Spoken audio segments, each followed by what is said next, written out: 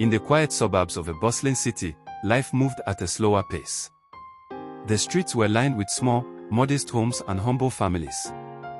Despite the peaceful environment, a silent crisis loomed. Many students in this area struggled with access to quality education, resources, and opportunities. Most families worked hard to make ends meet, often sacrificing their children's educational needs for basic survival. Schools lacked proper infrastructure. Teachers faced challenges of overcrowding and limited resources. For many children, their dreams of a better future seemed distant, buried under the weight of daily struggles. Among these children was a young girl named Grace. At just 12, Grace showed immense intelligence and a strong desire to learn but lacked even the basic school supplies. Her parents, like many others, worked tirelessly at small businesses or labor jobs, barely earning enough to ensure daily meals. One sunny Sunday morning, while Grace was walking home from church, she spotted a new face at her local community center. The man was tall, dignified, and carried himself with a calm confidence. He was Apostle Joshua, a well-known spiritual leader who had recently gained notoriety far beyond his local church for his compassionate vision. That day, Apostle Joshua was visiting the suburbs to meet with community leaders and listen to the youth's concerns. He hadn't announced any grand plans publicly, but there was an air of curiosity among the residents. Grace hesitantly approached him, clutching her school notebook. "Excuse me, sir," she said softly, "I'm Grace. I really want to learn, but my family can't afford school supplies or tuition." Apostle Joshua looked down at her with kind eyes and gently patted her shoulder. "Grace, every child deserves a chance to learn. Tell me more about your dreams." The girl's eyes lit up, and for the first time, she shared her hope of someday becoming a doctor or teacher. Her voice trembled but was full of sincerity. Moved deeply by her story, Apostle Joshua listened carefully and promised, "I will do something that will make a difference, not just for you, but for all children like you in these suburbs." Apostle Joshua returned to his local church that same evening and called for an emergency meeting with his team.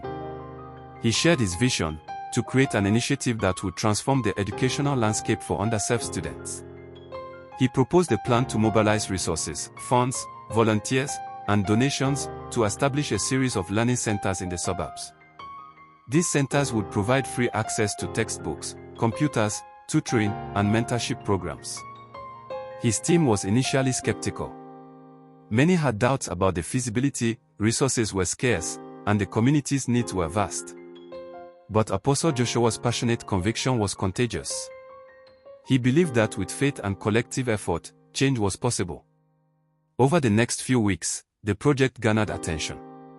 Local businesses, religious organizations, and even distant philanthropists were inspired by Apostle Joshua's sincerity. A crowdfunding campaign was launched, and the community voiced overwhelming support. With enough funds secured, the first learning center was built in a modest neighborhood just outside the city center. It was a simple structure but equipped with essential resources, books, computers, benches, and a dedicated team of tutors. Apostle Joshua didn't just donate money, he spent hours volunteering at the center, helping children with their homework, teaching life skills, and offering motivational talks. His presence was a beacon of hope. Grace was among the first to benefit. She eagerly attended the new center, where she was introduced to computers and science subjects she could only dream of before. For her, each day felt like a new beginning. Word spread quickly, and more children began to come, eager for knowledge and mentorship. Teachers who volunteered at the centers were also inspired, and donations kept pouring in. It became a community movement driven by faith, love, and the collective desire for change. Just when things seemed to be shaping into a success story, a new challenge arose. The local government, citing zoning laws and bureaucratic hurdles, threatened to shut down the learning centers. News of the potential closure spread distress within the community. Children and parents feared losing the opportunity they had fought so hard to access. Grace, now a regular attendee, felt her heart sink. Apostle Joshua responded differently. Instead of reacting with anger or despair, he held a community town hall. His message was powerful. When faced with obstacles, we do not give up, we stand together and find solutions. He personally met with government officials, advocating passionately for the importance of educational access. His reputation and influence helped sway their decision.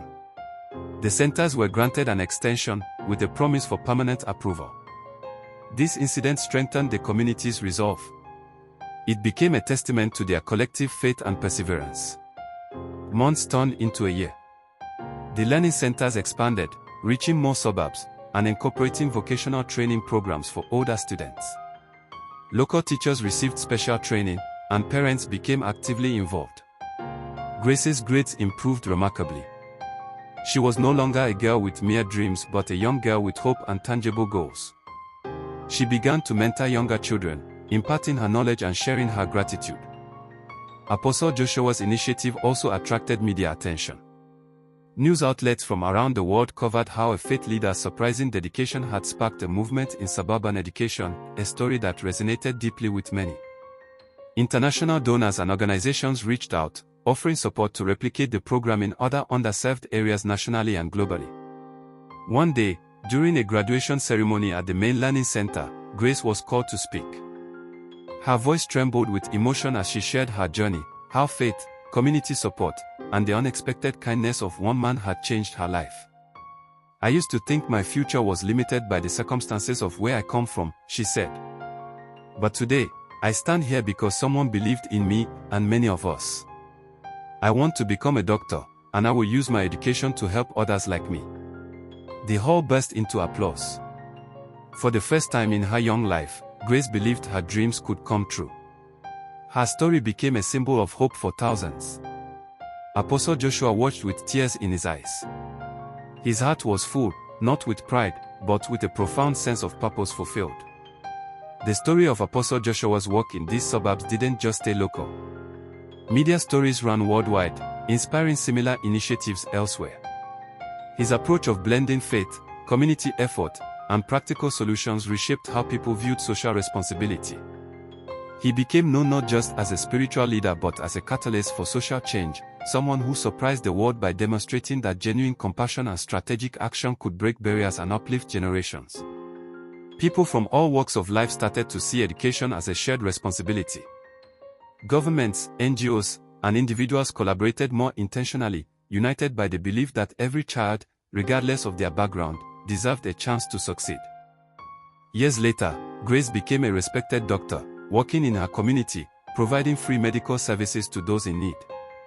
She often recalled the day Apostle Joshua changed her life, a man whose surprise act of kindness had turned despair into hope. Apostle Joshua continued his mission, expanding similar projects across various regions, always guided by faith and a simple belief that every child's future is worth fighting for. His story became a reminder to the world that sometimes, the smallest act of genuine kindness can spark a revolution of hope. That faith in humanity can turn the tide for entire communities, and that no dream is ever too distant when nurtured with love and determination.